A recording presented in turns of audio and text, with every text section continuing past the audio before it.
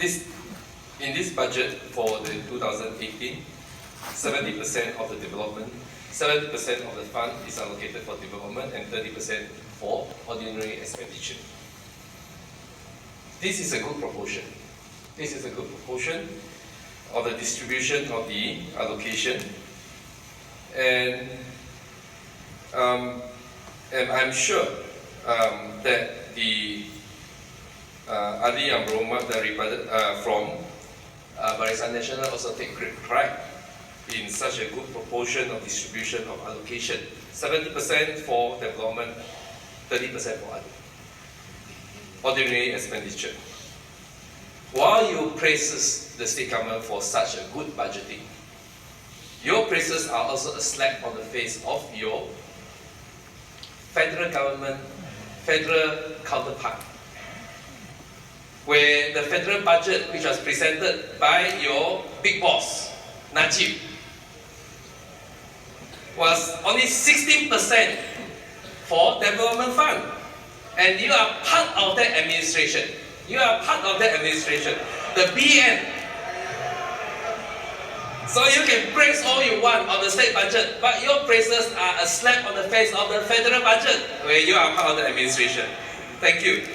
Number two, despite the announcement of billions of dollars, billions of ringgit of allocation and projects, and all the praises for the development fund that have been channeled, announced, the true fact is that our people, the common people on the street, common Sarawakian on the street, they are suffering.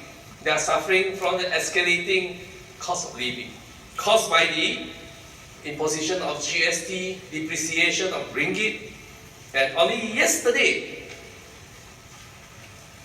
the fuel prices has increased again for consecutive few weeks. Mr. Speaker, you may say that this is federal government. This is the doing of the federal government. But mind you, federal government, Barisan Nasional would not have become the federal government had it not been for the support of the Barisan Nasional Sarawak. So you are an accomplice to the wrongdoing of your federal counterpart. And Mr. Speaker, according to the study of the World Bank on the GNI, Gross National Income per capita of Malaysia, it relates to the fact that the disposable income of the people are shrinking. Let me share with you, share in this house, some of the figures. The figures that was announced by the World Bank. Year 2012, GNI per capita, 10,150 USD. Year 2013, GNI per capita, there is an increase, 10,760. 2014, GNI per capita, 11,000 USD. 2015, GNI per capita, 10,440. And 2016, 9,850. Therefore, what is it? GDP, this is GNI per capita for Malaysia and as a whole. And that shows that our people, the disposable of our income of our people are shrinking. And well, that is the disservice of Barisan Nasional to the people of Malaysia, including Sarawak here.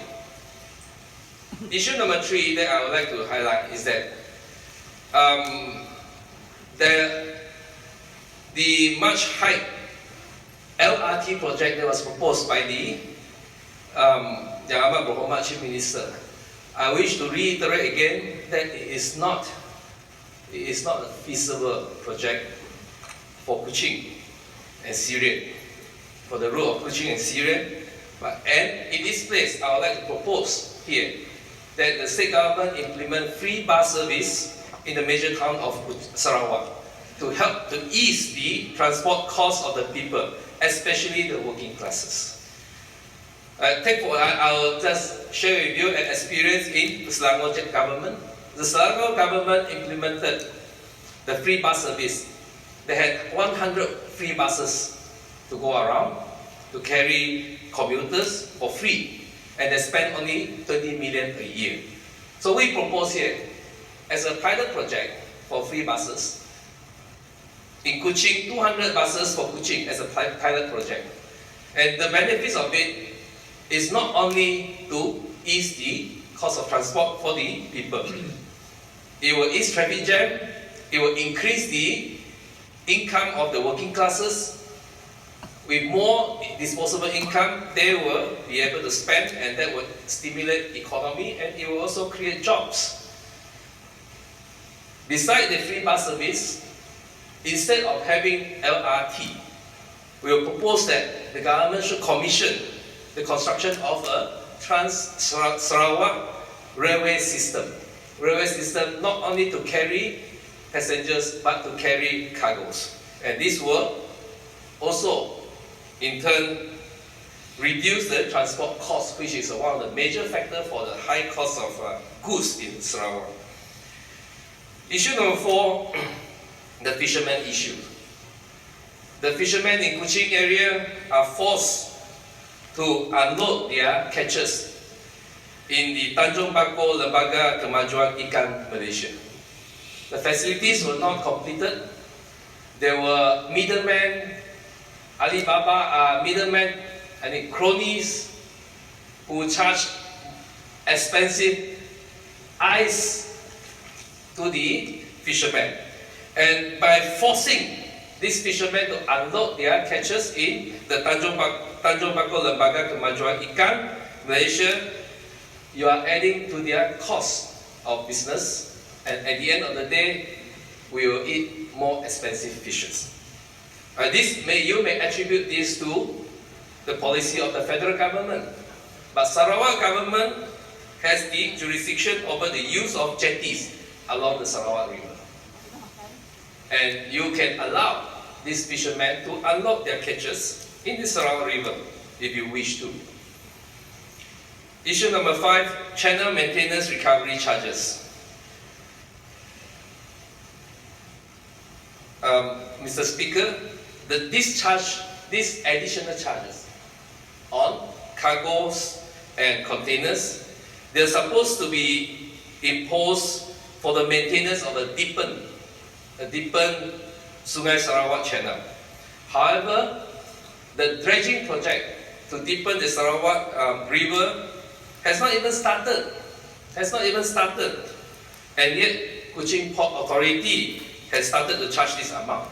You are charging the shipping agents for maintenance of something that is not even in existence. And I look through the budget here. There is a grant of 8 million for maintenance of for maintenance of the dredging of Sungai Sarawak, and therefore there is no necessity to charge such a channel maintenance recovery charges, which amounts to about 11 million on shipping agents, given the cargo loads of Kuching Port authorities. Mr. Speaker, this charge was supposed to be implemented in 2016 June, but the late ADUN Satem has postponed the charge to 2017 June, on the reason that the dredging project has not commenced. Since the late ADUN Satem has the heart for the people, not to burden them with this charge, I will urge the present Yang Amat Berhormat CM to emulate what he has done.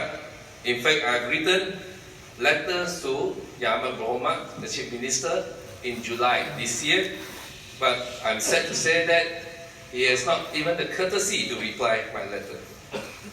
Issue number 6. There's 2 items in the budget which I will call slush fund. One is the 1.399 billion allocated for agencies, approved agencies approved by the government. A trust account agency approved by the government. And such a, this money, this fund of roughly 1.4 billion is not accountable to the DUN at all. And on top of that, there's another 665 million special fund, also not accounted to DUN. This is fund supposedly to be given to Muhammad, all the ADUNs from Barisan National to give up. And why is it so secretive that you do not dare to account to the DUN for the disbursement of this account? Is there any hanky-panky business behind it? Therefore, out of the 5 billion development fund that was allocated in this budget, 40% of which, roughly 2 billion, more than 2 billion of it, can be considered slush fund. And that is not good accounting, that is not transparent budgeting. Issue number 7, Mr. Speaker, while our Minister for Education, the State Minister for Education, was complaining in Borneo Post that the 1 billion for the dilapidated schools in Sarawak is highly insufficient. It's highly insufficient. I looked through the debate of the Barisan National MPs in Parliament. Most of them have only praises for the allocation of 1 billion. And that 1 billion, Mr. Speaker, is to be allocated over 2 years. Therefore, in actual fact, for 2018, it's only 500 million. You need 4 billion, you only have 500 million from Najib. And all your BN MPs have nothing but praises for Najib. I think that says it all. While the minister in Sarawak here can complain about insufficient fund for dilapidated school, what have your MPs done in Parliament? It just doesn't make sense. Or is the minister trying to play hero in Sarawak, but your counterpart in Parliament do not dare to speak up the exact truth of the matter and the dire situation in Sarawak. Issue number 8 is about the Sarawak Energy Berhad's project of 275 kV transmission line and 500 kV transmission line. This transmission line will run over a lot of land, and not only for the construction of the tower, but also the cable running over the land. As it is now, the right of way, which refers to the land below the cable. For those land which fall under the right of way, that is situated under the cable, the compensation paid is only a fraction of the market price of the land. I will propose that the government should acquire that part of the right of way, acquire it from the landowner, and not to just pay a fraction of the market price of the land, because once you have a cable running over your land, literally your land has no use anymore. You can't build houses. You can't plant tall trees on it. Therefore, don't encroach, take away the right of use of land by just of the people by just paying a fraction of the market price. Issue number 9 there are many genuine applications for PR status, permanent resident status in Sarawak. Many are from spouses of Sarawakians. Some are born in Sarawak, but because their parents did not comply with the technicalities of application for ICs, they are stuck with it. And I contacted the immigration office. They say all the application has been processed by the immigration office, but a lot of the applications are sitting in the office of the state secretary, pending approval for years. I here a few examples, and I hope the minister concerned can take note.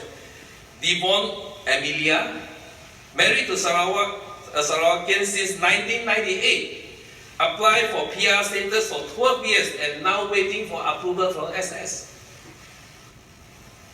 Teng Siak Lai, married to a Sarawakian since 2002, applied for PR for 8 years and now still waiting for approval from SS. And another one, Chai Chang Hin, born in Kuching in year 1964, stayed in Sarawak since birth. As his parents were not Malaysian, he was issued with a temporary IC which expires in 2005. He was advised to apply for an Indonesian passport in 2009 because he did not have a temporary IC. Since 2005, there's no issuance of temporary IC, which he did. Thereafter, he applied for PR status from the state government. In 2015, he started to apply. Immigration office told them application has been done, has been processed, now sitting with the state secretary.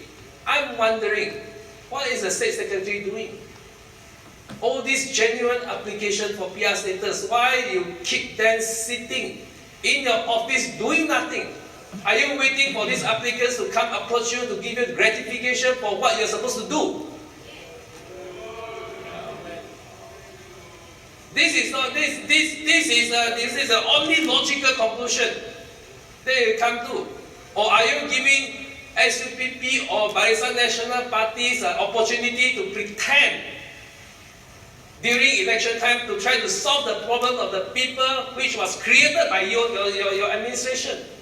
So, Mr. Speaker, I wish to have a satisfactory answer on why are all these applications sitting in the office of the State Secretary. The State Secretary may not be able to answer in this House, but the Minister in charge must answer. And to put on record, Yang Berhormat from Penting has also many applications. Don't blame it on the federal government agencies, blame it on your State Secretary. Issue number 10. I've looked through the allocation for all the Majlis Daerah and Perbandaran. It was, I don't know why. This for 2018, for Majlis Perbandaran Padawan, despite having a chairman, despite having his chairman sitting as an ADUN here, Batu Kitang, yet Padawan received the least grant from the government. Only 300,000 out of all the other Majlis Perbandaran. I don't know whether it's Batu Kitang not doing his job as a chairman or too much politicking. Why is it only a mere 300,000 grant? Given that Padawan Municipal Council has such a huge population and such a wide area. Mr. Speaker? Yang Berhormat Kota Padawan. Where got Yang Berhormat Kota Padawan? Member of Kota Padawan. Sorry, Batu Kitang.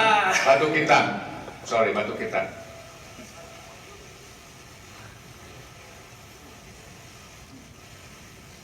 Thank you, Deputy Speaker. Thank you, Honourable Member for Kota Sentosa. Where did you come up with this 300,000? We have 30 million, more than 30 million allocated to the Padawan Municipal Council.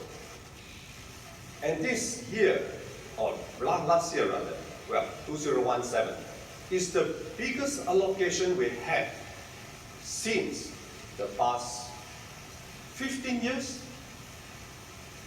And it's because of the positive attitude of this government. I am very disappointed with the member for Sentosa and also member for Pending for always picking on SUPP. I hope that through this dude, our people will realize that it is only through SUPP, through the government, that we can deliver tangible results.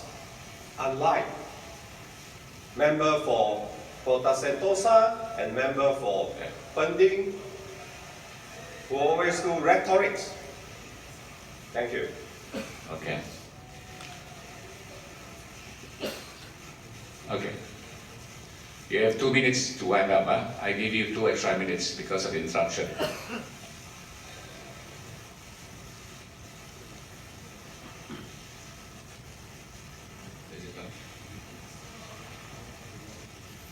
Thank you, Mr. Speaker. Obviously, Yang Muhammad from Batu Kitan has not read through the budget. It's under Activity 01, under Pihak Berkuasa Tempatan, Activity 01, Sub-Activity 0101, Capital Grant to Majlis Perbandaraan Padawan. 300,000 is stated here, black and white. Alright, all the others, like Majlis Perbandaraan Sibu 1.5 million, capital grant to Majlis Bandaraan Miri 500,000, to MD Bau 2.3 million, to MD Betong 1 million. So Mr. Speaker, alright, now that Batu Kitan has disclosed that it has so much allocation, but even the road, the Batu Kitan road itself, the name where the kawasan derived from, does not have a proper street lighting facility. And he was crying every time and complaining, oh, not enough fun. Today he is telling us that he has so much fun. My goodness. Last issue. This is about the Viva City apartment purchaser of Viva City apartments. They make claims on the late delivery charges, and through their claim, they found there's something fishy going on between the developer and the council, in the sense that the application for the issuance of occupation permit for the apartment, the application submitted by the architect was done on the 30th May 2017. And the occupation permit was issued on the same day, 30th May 2017. And those purchasers, they went on site to have a look.